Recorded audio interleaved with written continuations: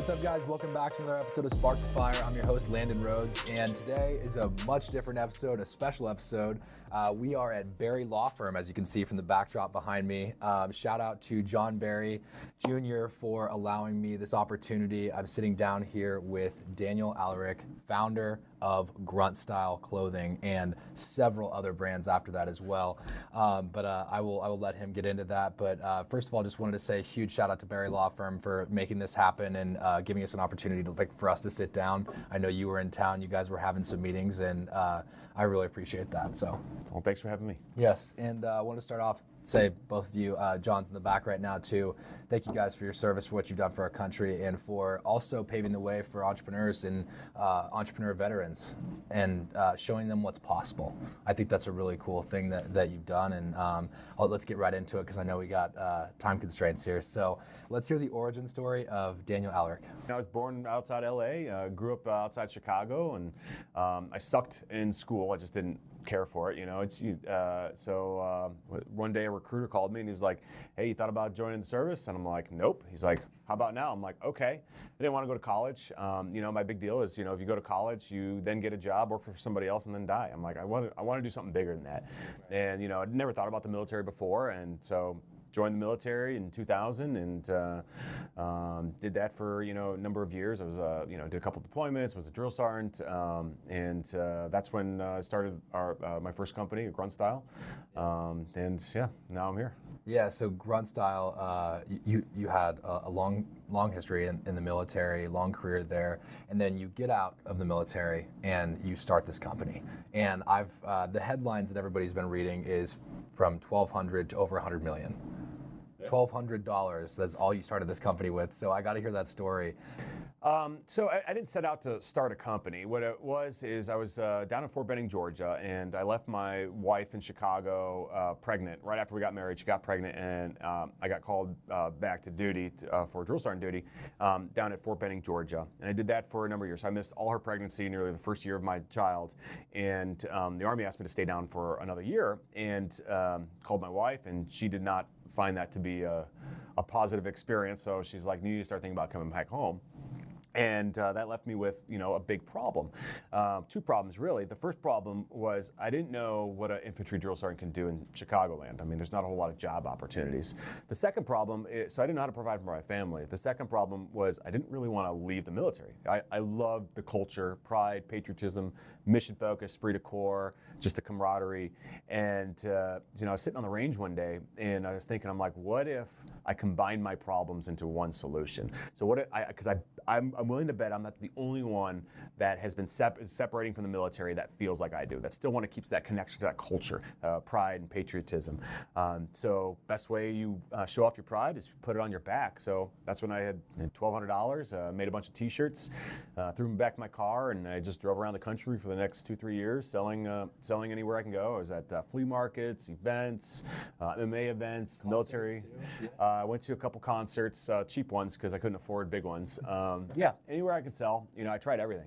And I'd sleep in my car or a buddy's house. I'd sleep on the products at night. Yeah, I remember that from last night at Capitol. You talked about, unbeknownst to my customers, we actually had a few nights of sleeping on the product. So they got some literal sweat equity put in. Yeah. They don't know that. So if you bought an early Grunt Style shirt, so did they look the same at the very beginning as they look today, or has it really evolved? It's really evolved over the years. I mean, the t-shirt quality is something I've been very particular about. I'm always involved in the design process and the product selection, but I didn't make any of them myself at the beginning. I remember running a spreadsheet. I'm like, I should make them myself. I'll make more money. Ran a spreadsheet and a cost analysis, and which takes me hours to do at that time because I've just never done it before, and I don't know anyone really in business, so I'm just reading books and trying to Google. I literally at one point Googled what is business. I had no idea what I was doing.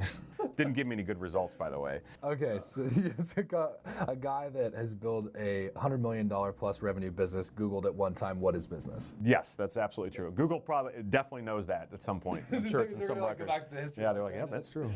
So you had some decent amount of success, at least enough to carry on as you were going around the country, selling these shirts to different people, still involved in the mission. And then you get to this point and you basically decide, like, I need to make a decision of, am I going to continue with this or am I going to go a different path? And talk a little bit about that. When you went to that concert, you had 6,000. So by my decision, you mean my wife's heavily inspiration on this? So yeah, so about 3 years into it. So this is December. It was December. It might have been 2011 or 2012. And my wife says, we need to start thinking about shutting this down. You've been doing this for 2-3 years. It's not working. I'm like, of course it's working. I made 20 grand last month. We're crushing it. And she's like, yeah, but it cost you 21,000 to do it. And she's an accountant. She used to be an auditor. She knows what she's talking about. I'm like, oh, is that bad? She's like, yeah, it's bad. And at the same time, even though I was on the road 2 or 3 weeks a month, but when I was home, I was also running personal training and selling websites, trying to still provide money for the family, but nothing from Grunt Style was paying me. That was my long-term plan. So I'm like, hey, listen, babe, we got our first trade show coming up. It's in Las Vegas. There's maybe 300 other vendors there, and it's a bunch of all the Army Navy store owners from across the country, and there's a few thousand of them go to the show and look at all the new canteens or something, I don't know, right? And they buy stuff for their stores, right? I'm like, oh, this is perfect. There's small shops, a lot of individual small accounts. I can get into hundreds of stores right away. This is no brainer. We're gonna crush it there, right? And my wife looked at me and she's like, all right, well, what does crushing it mean, Daniel? And I said, $6,000. If we do $6,000 at the show, I know that's gonna cascade into more revenue down the line. That's our sign from the heavens that we should keep our doors open. And she's like, okay, great. And I said, awesome, because you're coming with me. And we take the budget airlines down to Las Vegas, take the free shuttle to the hotel, and we walk about a mile and a half to the nearest grocery store, and we buy a loaf of bread and a jar of peanut butter, and that's pretty much all we ate for the next 2.5 days for the show. We did have one Groupon, so we split a hamburger. So we did enjoy ourselves. It was like a $10 hamburger that we had to split, but we enjoyed it. And so what happened when we were at the show is my wife would run around trying to say, hey, come check us out at the booth, come check us out at the booth. And then the people would come to the booth expecting to see her, and to their amazement, it was just me. But I wouldn't let them leave, and I would try to sell them. So with all that going on, we were never poor. We were just always broke, and I think a lot of people can identify with that portion of trying to hustle and get something started, right?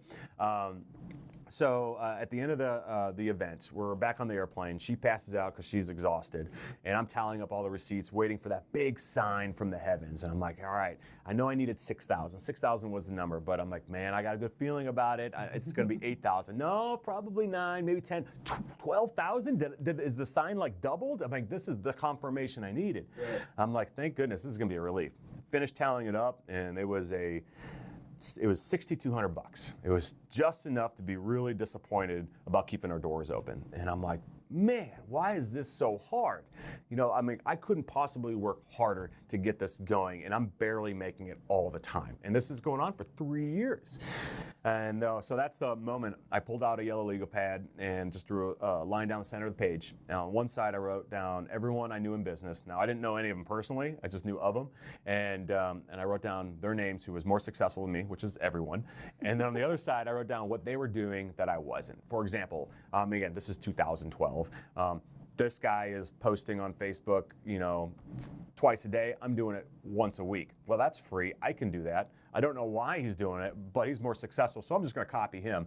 This guy's releasing a new product, once a week. I can't afford that, but I can at least do once a month. I'll try to get there. So doing that. And then you try to deconstruct why people who are more successful than you are doing the way things they're doing. And it goes back, to if you're not the leader, you need to follow the leader.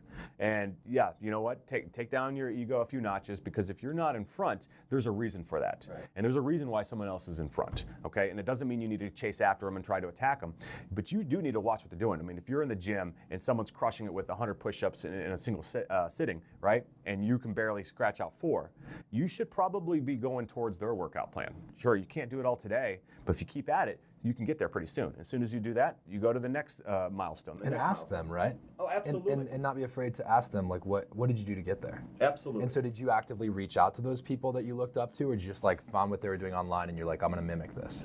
I'm a pretty introverted person, so if we're in person, I'll ask all the questions. I'm really open about it. But I love reading, especially when I'm driving a lot. I went through a lot of audiobooks, and I still go through a lot of books. I still do about 4 to 6 books a month. So I just read everything, digest as much as possible. The neat thing is with the internet today, there is so much good information out there. And not everything's true, but I mean, if you start finding enough bits and pieces, you could start coordinating and putting this whole narrative together of, hey, this is really what success is. Right. Does that make sense? Yeah, completely. And when you were hustling and you were slinging shirts at these events, I know it didn't stop after you hit your 6,200. Obviously, you kept going and going and going. What was your favorite line to use when you were selling T-shirts? I want to hear just like the sound bit.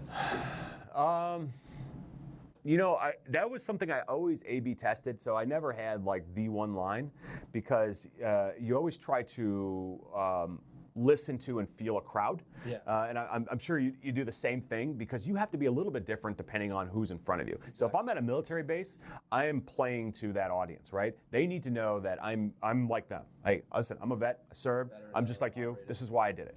Mm-hmm. But the idea was always the same. They need to know, this is who I am, this is what I do, and here's the story that you need to take away with me. If you, because people like to remember stories, and if you can tell a story and make it interesting, give it to them. And what was the vision when you first started? How big was the vision? Because we've talked to entrepreneurs that when they got started, they didn't necessarily have a huge vision, $100 million vision. They didn't put an actual dollar sign next to it. And then I think I heard last night that you actually did. So what was your original vision for Grunt Style? So the vision was kind of crazy. So the vision was really the mission, is like, hey, I want every home in America to be re-inspired with patriotism. And I want to use veterans as that vehicle, because they're the people I think really want to reach out and start leading that charge, right?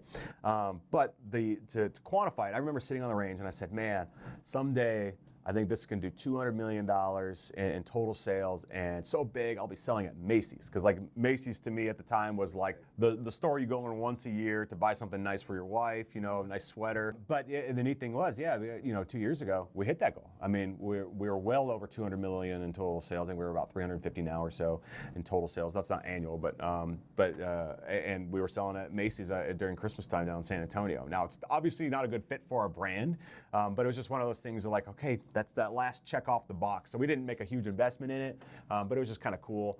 You needed to have that in there for sure. That's really cool. And knowing that we have such limited time, I'd love to just hear your rapid fire, advice to entrepreneurs as they get started. I mean, you've built something from literally nothing to over, like you said, $350 million in total sales over the course of its life. So what advice would you give to entrepreneurs that are looking to build something similar? You can't do it. You need a team to do it, but you won't have a team until you get it to that first point. No one's going to come up. You always play a central role. You're always the chief salesperson, the chief brander. You're always going to have to lead the charge, get out in front. But you're going to need an incredible team around you, and you don't need a team of rock stars. What you do is you need a superstar band, where they're not individuals, but as a team collectively, they're able to accomplish awesome things. I'm a very average person. I just choose to work really, really hard with a lot of focus. So that means, and I'm sure people hear this all the time, if I can do it, you could do it, buy my knives set or whatever, right? But this is it's really true. I mean, I've met incredibly impressive people with great names and accomplishments, and I gotta tell you, everyone's pretty much just average. It's the decisions they make up every single day that say, you know what, I'm gonna wake up at 4 in the morning for the next 12 years and run sprints. There's a reason why that person's successful, right? Maybe your success is not as equal as to someone else's successful, but you still have 2 people that are quite successful. Maybe you got to play college ball, or you made it to the pros. Or maybe you built a business that's doing $1 million. Maybe not be 100 million or $1 billion, but you could still be very successful if you choose to be, and it just takes discipline, focus. And you need a team around you to do do that. Don't hold out for that one rock star that's going to do it for you. No one's going to do it. You're going to have to take charge. Don't try to be a hero. Don't try to hire heroes. Build an incredible team that's focused on a single mission and get the job done. Yeah, that's phenomenal advice. You had one, what are your core values? You have 3 core values, I believe, that you talked about last night. I want you to go over those really quick and really tell what each one means to you. Absolutely. So it's mission first, work as a team, and have a great attitude to win. So mission first, and this is how it took me years to get to this point. But I would love to paint the story that Grunt Style has been such an easy success with just a lot of hard work. No, we've had a lot of ups and downs. There's been a lot of moments where you're like, oh my gosh, we're barely hanging on because we're just taking off. And there's been other moments where we're like, oh my gosh, I'm looking at a cliff, right? That happens to every business, everybody, okay? You just don't hear about all the stories all the time. So we've had those moments, but after, years and years and years for all this, it came to me that, this is really what matters. You should be here if you are mission focused, which means what matters most is I'm here to get a job done. And that's what's most important, okay? So mission first. Did I get the job done, yes or no? All right, and that's how you should be evaluated. Also, do I work as a team? Now, you may have a rock star that who can crush sales and is your rainmaker, and he doesn't work as a team. He shouldn't be on the team, okay? And I know it's scary to get him off, but you got to do it because now you're hurting the rest of the team. You're hurting your mission, right? Regardless if you get the job done. If you don't work as a team, you don't need to be on the team, right? And the third and final one is having a great attitude to win. And that goes back into, hey, is this person toxic or is this person helping the team? Your team is the sum of everyone on it, right? And you need to have the right players. It doesn't mean everyone needs to be that super closer. Everyone can contribute in their own way. Your team is an engine, right? And you have a lot of different parts, and you may think that, hey, this part is important. Tell you what, go to your car, take out that piece, and then go drive 80 miles and see what's going to happen, right? You don't want to do that. Everyone's important on the team, regardless of what their title, position, their pay, their experience is. Everyone's important, and it's your job to set those 3 things: mission first, work as a team, and have a great attitude to win. You're big on company culture. How did you create a company culture of winning for your employees? And primarily all of them, I believe all of them at the very beginning were military. Is that right? Almost all of them at the very beginning, yeah. Yeah, and so I think it's split up a little bit now, but so obviously the military ethos was very easy because they all understood it, right, from all the different branches that they came from. What advice would you give to somebody that's looking to build a culture of winning and a culture like that in their company if they don't have all military people? Sure, you don't need to have all military people to have a winning culture. Otherwise, there wouldn't be successful organizations. Yeah. So there's this quote I really, really like, and it resonates with me a lot. And it says, good companies have good cultures by chance. Great companies have great cultures by choice. And I'm going to be honest with you, we didn't have a great culture. We had a good culture and a good company by chance. We were just all really focused and worked really, really hard. And it took a lot of ups and downs to realize, and to say, you know what, if we really want to have a great culture and a great company, we actually have to do hard work to make that happen. It's not just going to happen on its own. So we always had things we've done through the years, like we do a beer 30 every Friday where everyone gets a beer, we celebrate our successes, go over goals. We do promotion ceremonies and other stuff like that. But those things aren't enough. Celebrating your wins is very important. Making sure people are treated fairly in an environment is very important. That's not enough. And I think us as leaders need to really create a narrative of a story of someone who works there, from whether you're an entry-level temp to someone who may be a senior VP. There's got to be a narrative saying that I have control over my career. I'm treated with respect and fairness. My ideas are appreciated. I'm compensated fairly. And most importantly, I work as a team towards the same mission. And I think that's number one. And I think when we had a really good culture, that we work as a team towards the same mission was always there. And that covered a lot of, you could call it sins or mistakes. Right. I mean, I have plenty of them, right? All our team does, right? But it took me years to get to the point where, like, you know what, if we really want to have a long-term successful company and successful team, successful company only comes from a successful team, right? There's no one person that says, I will do it all. That's not a thing, right? Mm-hmm. And I know TV and media likes to celebrate, like, oh, look at this hero. He's 19 years old and he's super genius and blah, blah, blah. Well, sure, there's aspects where he's very talented at or very skillful at, but it still takes a team to get everything done.